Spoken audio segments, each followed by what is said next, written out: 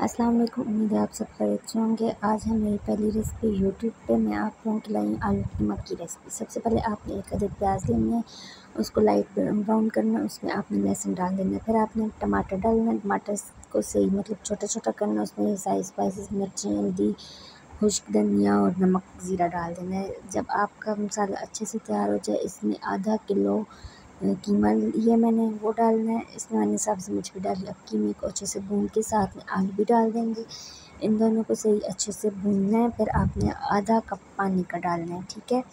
जब ये अच्छे से भून जाए, उसमें आपने पानी डाल देना है और इसके बाद आपने जो है थोड़ी सी देर पकने देना है। जब आपका कीमा तैयार हो जाए, फिर आपने डालना है इसके ऊपर सब्ज़ मिर्च और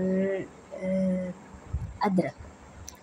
और अब आप मेरी कीमे की फ़ाइनल लुक नज़र आएगी। आपको मेरी अगर रेसिपी पसंद आए तो इसको फॉलो करिएगा, लाइक करिएगा, सब्सक्राइब करिएगा। अल्लाह हाफ़िज़।